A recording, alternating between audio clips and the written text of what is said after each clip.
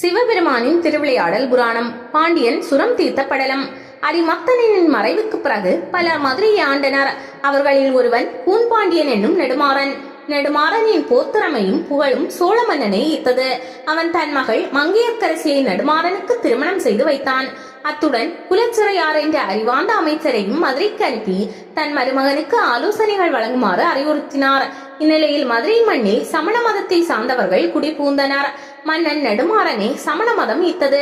மக்கள் சமண மதத்தை பின்பற்ற வேண்டும் என்ற உத்தரவையும் அவன் பிறப்பித்தான். இது மங்கையர்க்கரசியாருக்கும் குலச்சிறையாருக்கும் பெரும் அதிர்ச்சியை ஏற்படுத்தியது. ஆனால் மன்னனிடம் பேசும் துணிச்சல் அவர்களுக்கு ஏது? மீனாட்சி அம்மன் கோயிலுக்கு வரவே மக்கள் பயந்தனர். கோயில் காலியாக கிடந்தது. இந்த அவல நிலை பற்றி சுந்தரேஸ்வர பெருமானிடமே சென்று பிரார்த்திக்க ராணி முடிவெடுத்தாள். குலச்சிறையாரையும் அழைத்துக் கொண்டு கோயிலுக்கு சென்று இருவருமாய் பிரார்த்தித்தனர். அப்போது அந்தனர் ஒருவர் சன்னதிக்கு வந்தார். கோயிலுக்குள் அர்ச்சகர்கள் உள்ளிட்ட யாருமே இல்லாத நிலையில் இவர் மட்டும் மன்னன் கட்டளையை மீறி எப்படி துணிச்சலாக உள்ளே வந்தார் என்று அவர்கள் ஆச்சரியப்பட்டனர். வந்தவர் அரசியை வணங்கி, அரசியாரே, நான் சோழ நாட்டில் வசிக்கிறேன். பல திருத்தலங்களுக்கும் சென்று வருகிறேன். மதுரையில் எம்பெருமானையும் தரிசிக்க எண்ணியே இங்கு வந்தேன். இங்கே யாருமே இல்லாததை கண்டு விசாரித்தேன். சமணத்தை மக்கள் பின்பற்றுவதால் யாருமே வருவதில்லை என அறிந்து வருத்தமடைந்தேன். இருப்பினும் மீண்டும் சைவத்தை கொண்டு வர ஒரு மார்க்கம் உள்ளது, சொல்லட்டுமா என்றார். கரும்பு தின்ன கூலியா? சொல்லுங்கள் அந்தனரே என்றாள் அரசி. சீர்காழியில் ஞானசம்பந்தன் என்னும் தெய்வ மகன் இருக்கிறார். 3 வயதில் உமையம்மையிடமே பால் குடித்த குழந்தை அவர். அவரை இங்கு வரவழைத்தால் சைவம் தழைக்க வகை செய்வார் என்றார். உடனே ஓலை எழுதிய ராணி, அந்தனரே, தாங்கள் இதை ஞானசம்பந்தரிடம் எப்படியாவது சேர்த்து விடுங்கள். அவரை மதுரைக்கு வர சொல்லுங்கள் என்றாள். திருமறைக்காடு என்னும் வேதாரண்யத்தில் அவர் இருப்பதை கேள்விப்பட்ட அந்தனர் அங்கு சென்றார். அங்கே திருநாவுக்கரசரும் தங்கியிருந்தார்.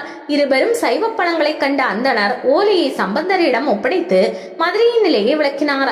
அதை படித்ததுமே அங்கு செல்ல முடிவெடுத்து விட்டார் சம்பந்தர். திருநாவுக்கரசர் அவரிடம், ஐயனே, சமணர்களை பற்றி தங்களுக்கு தெரிந்திருக்க நியாயமில்லை. அவர்களால் பாதிக்கப்பட்ட எனக்கு அது பற்றி நன்றாகவே தெரியும். மேலும் நாளும் கோளும் இப்போதைக்கு நன்மை தருவதாக இல்லை. நல்ல நாள் பார்த்து கிளம்பலாமே என்றார். சம்பந்தர் அவரிடம், திருநாவுக்கரச பெருமானே, ஐயனே, நாம் நமச்சிவாயத்தின் அடிமைகள்.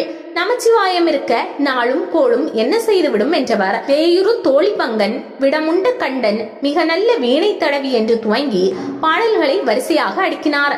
இன்றும் கூட நவக்கிரகங்களால் நமக்கு தொல்லை ஏற்படுமோ என்று அஞ்சுவோர் இந்த பதிகத்தை பாடி வருவதை நாம் அறிவோம். இதையடுத்து நாவுக்கரசர் எதுவும் சொல்லவில்லை. கிரகங்களை எல்லாம் சட்டை செய்யாமல் சம்பந்தர் கிளம்பிவிட்டார். ஞான சம்பந்தர் மதுரை வந்ததும் மங்கையர்க்கரசியார் அடைந்த மகிழ்ச்சிக்கு அளவே இல்லை.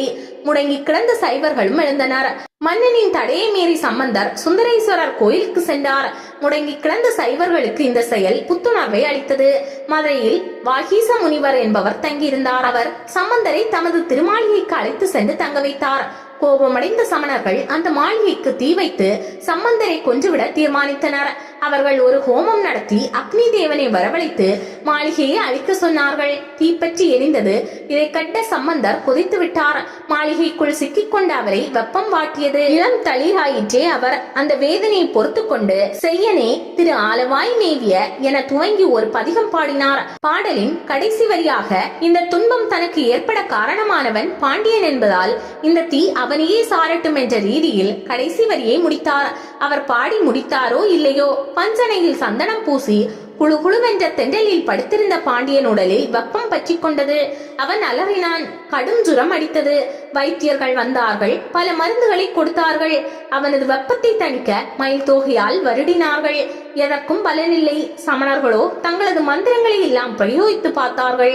முடியவில்லை.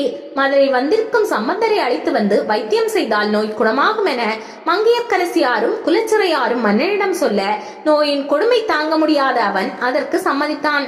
சம்பந்தர் வந்தார். இதை கேள்விப்பட்ட சமணர்களும் வந்தனர். மன்னரே, இந்த சம்பந்தரால் உங்கள் நோயை குணப்படுத்த முடியாது. இதோ 5 நிமிடத்தில் குணமாக்குகிறோம் என்று சொல்லி ஏதோ வைத்தியம் செய்ய அது மன்னனின் வேதனையை அதிகமாக்கிவிட்டது. போதா குறைக்க அந்த வெப்பம் அருகில் இருந்த சமணர்களையும் தாக்கியது. அவர்கள் ஒதுங்கி நின்றனர். மன்னன் கத்தினான், சமணர்களே, ஒதுங்கி நில்லுங்கள். சம்பந்தரே, எனக்கு வைத்தியம் பார்க்கட்டும் என்றான். சம்பந்தர் உடனே திருநீற்றை கையில் எடுக்க, அரசே, இந்த சிறுவன் உங்களை மயக்க பார்க்கிறான். இந்த திருநீரை கையில் எடுக்க விடாதீர்கள் என்றனர். மன்னர் என்ன செய்வதென தெரியாமல் விழிக்க, சம்பந்தர் வேறு ஏதும் வேண்டாம், கோயில் மடைப்பள்ளி சாம்பலை கொண்டு வாருங்கள் என்றார். சாம்பல் வந்தது. அதை மன்னனின் உடலில் தேய்த்ததுமே வெப்பம் குறைந்து விட்டது. மன்னன் சம்பந்தரை பாராட்டியதுடன் சிவாய நம என்னும் மந்திரத்தையும் அவர் உபதேசிக்க கேட்டு அதை ஏற்று மீண்டும் சைவனானான். நெடுமாற பாண்டியன் கூன் உடம்பு கொண்டவன். சம்பந்தரின் அருள்மலையால் அவன் கூனும் நிமிர்ந்து விட்டது. மன்னன் அவருடன் கோயிலுக்கு சென்றான். மக்கள் ஆரவாரம் செய்து அவர்களை வரவேற்றனர்.